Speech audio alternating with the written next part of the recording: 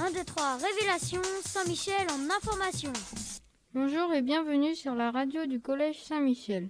1, 2, 3, Révélation, Saint-Michel en information. Les journalistes de 1, 2, 3 Révélation vont vous présenter le Vendée Globe et aussi sa simulation. 1, 2, 3, Révélation, Saint-Michel en information. Au programme des chants et un quiz. 1, 2, 3 Révélation, Saint-Michel en information. Tous les 4 ans, il revient. C'est le Vendée Globe. Le Vendée Globe est une course autour du monde, à la voile en solitaire. Le départ et l'arrivée ont lieu aux Sables d'Olonne. Un skipper doit déjà avoir fait une course transocéanique en IMOCA sans escale et une navigation en solitaire sur un voilier du même type. Il doit être âgé de 21 ans minimum. Il doit avoir suivi 2 formations, un stage médical et un stage de survie. Wow! Les marins participant à cette course au large quittent le port des Sables d'Olonne, traversent 3 océans, reviennent au point de départ. C'est la seule course autour du monde en solitaire, sans escale et sans assistance. On surnomme cette course l'Everest des mers, car il faut braver les tempêtes, la chaleur et éviter les icebergs. C'est parfois très dangereux. 1, 2, 3, Révélation, Saint-Michel en information. Aujourd'hui, nous allons parler de l'alimentation du Vendée Globe. D'abord, avant de commencer le sujet, nous allons inviter Justine et Émilie qui se sont renseignées sur le sujet. 1, 2, 3, Révélation, Saint-Michel en information. Partir seul faire le tour du monde à bord d'un bateau le plus vite possible. C'est un pari sportif un peu fou, mais peut-être que cela repose surtout sur une très grosse préparation. Oui, effectivement, le marin ne part pas sans une très grande organisation avant le départ, ne serait-ce que pour l'alimentation. Oui, justement, pouvez-vous nous expliquer comment le marin fait pour se nourrir ? Il faut prévoir la nourriture nécessaire pour le nombre de jours de course. Par exemple, pendant le Vendée Globe, Sam Davis prévoit de passer 74 jours en mer. 74 jours en mer ! Comment peut-on transporter toute cette nourriture ? C'est-à-dire qu'il faut prévoir suffisamment de nourriture en prenant un peu de marge en cas de retard. Mais il faut faire très attention aux poids embarqués pour que le bateau reste performant. L'avitaillement, c'est-à-dire apporter tout ce qui va être nécessaire au fonctionnement sur le bateau et à la vie du marin, représente 120 à 180 kg, produits d'hygiène compris. Mais alors, comment le marin s'organise-t-il pour ses repas ? C'est assez simple. Les repas sont rangés dans des sacs zippés qui correspondent aux repas de la semaine. Ces sacs sont rangés dans des caisses qu'il faut déplacer à droite ou à gauche dans la cabine pour équilibrer le bateau. J'ai entendu dire que les plats étaient déshydratés. Est-ce vrai ? Oui, effectivement, c'est pour limiter au maximum le poids de la nourriture que les skippers choisissent de prendre des plats lyophilisés. Peu encombrants, nourrissants et très légers, il suffit d'un peu d'eau douce pour les préparer. Le skipper la fait chauffer sur son réchaud, comme au camping, puis la mélange au sachet. Les menus ne doivent pas être très variés. Si, car la personne chargée de l'avitaillement dans l'équipe calcule toute la nourriture à emporter au plus proche des besoins physiques du marin et choisit avec lui les aliments qu'il a envie de manger. Ainsi, Sam peut choisir ce qu'elle va manger à chaque repas selon son envie du moment. Toutes ces informations sont passionnantes. Nous faisons une courte pause musicale.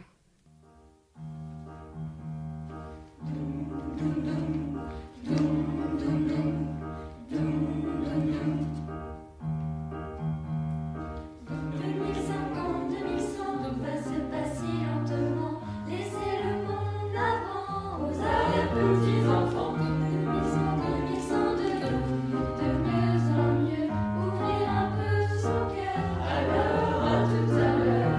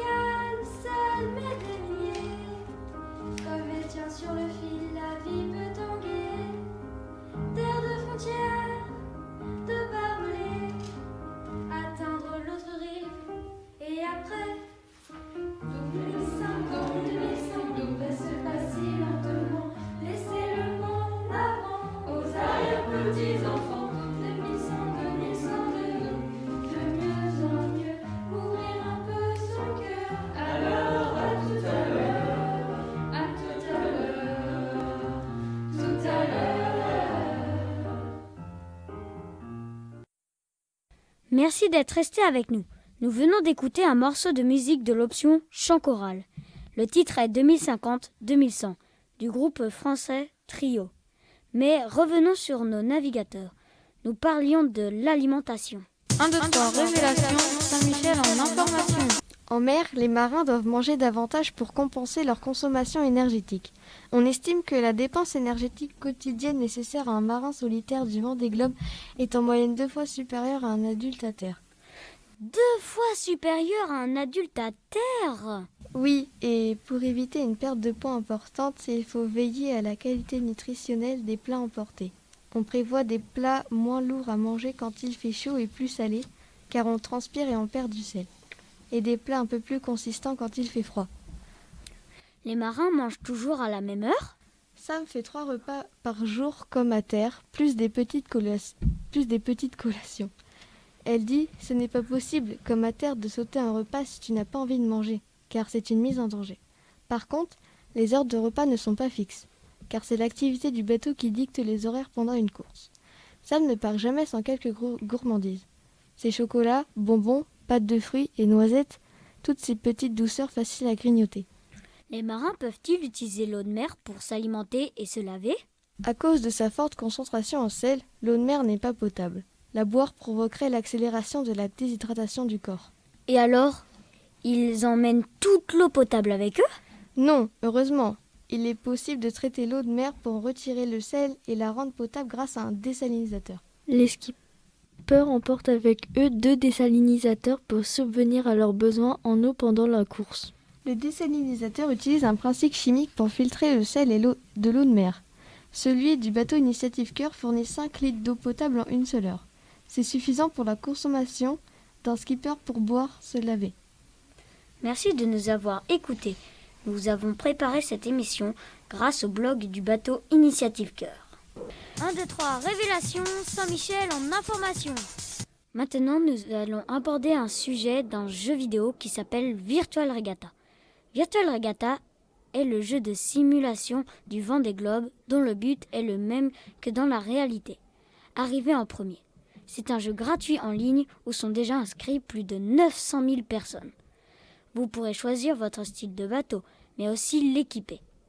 Il y a aussi de vrais navigateurs de bateaux et les vraies prévisions météorologiques. 1, 2, 3, révélation, Saint-Michel en information. Eh bien, maintenant que nous sommes des incollables au Vendée Globe, nous allons faire un petit quiz.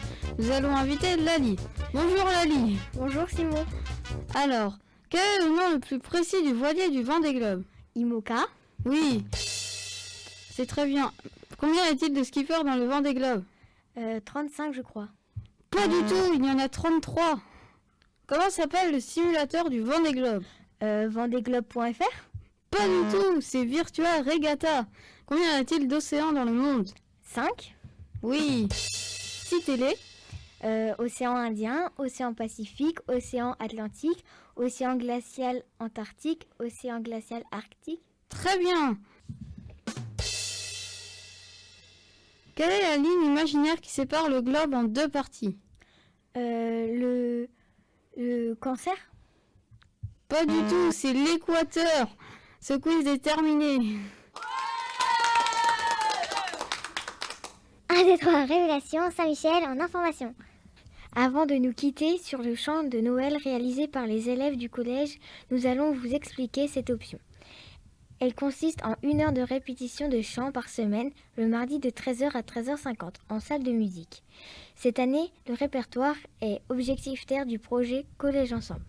Si vous souhaitez encore rejoindre la chorale, présentez-vous le mardi à 13h à Madame Geronimo Hartmann.